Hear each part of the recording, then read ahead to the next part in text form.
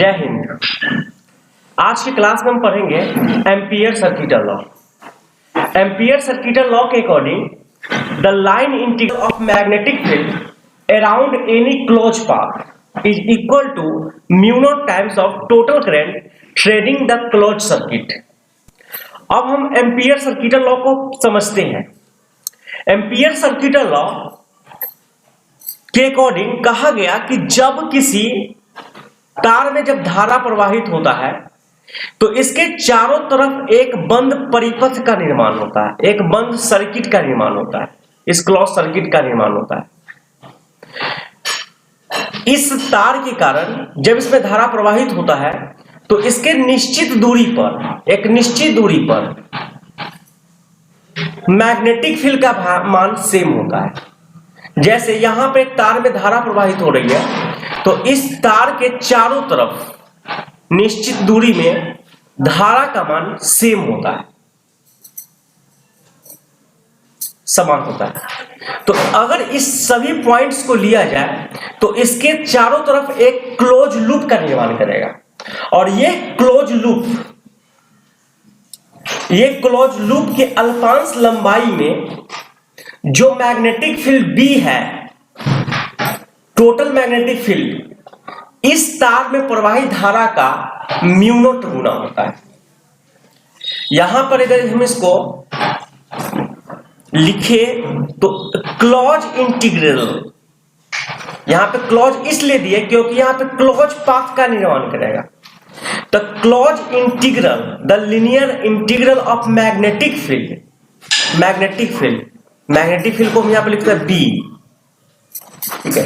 Any close path, क्योंकि इसके चारों तरफ एक क्लोज पाथ का निर्माण करता है, उसके अल्पांश हमारे यहां हम dl ले रहे हैं।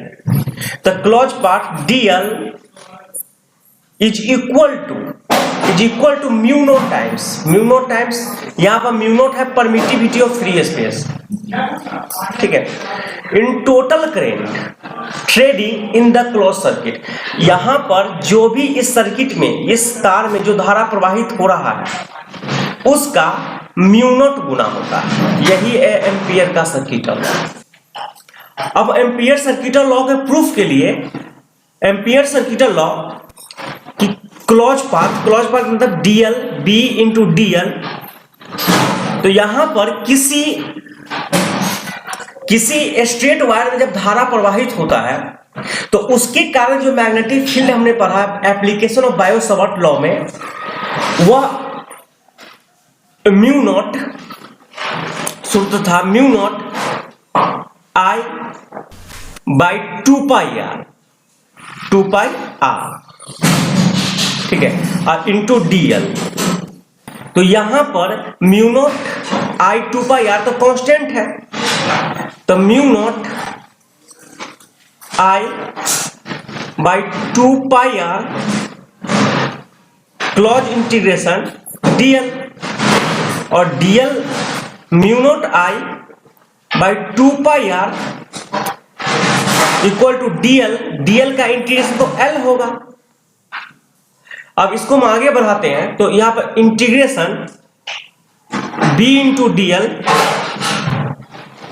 इक्वल टू होगा, और यहां पर जो L है, यहां जो L है वो L है इस लूप का लंबाई। अगर इसकी रेडियस R हो, तो यहां पर रेडियस R हो तो यहां पे हो जाएगा mu naught I by 2πr, जहां 2πr से 2πr कैंसिल हो गया तो यहां पे close integration B into dl equal to होता है म्यू नॉट I।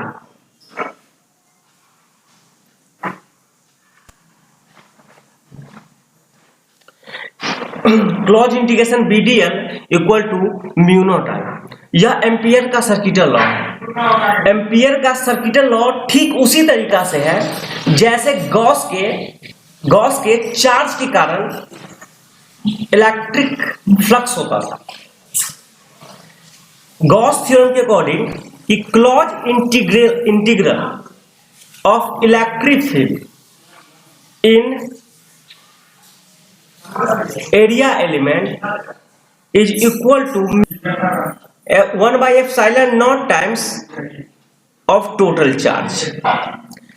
यानी कि यहां पे क्लोज एरिया का निर्माण हो रहा है, लेकिन यहां पे क्लोज लूप का निर्माण हो रहा है। अब क्लोज लूप कहने का मतलब क्या है? जैसे यह एक स्क्वायर है, यह क्लोज लूप है, सर्किल है, एक क्लोज लूप होता है। लेकिन यहां पे हम क्यूब ले लें,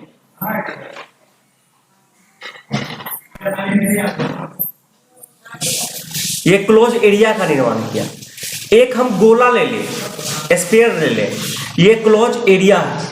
तो क्लोज लूप और क्लोज एरिया में डिफरेंस पता चल गया होगा।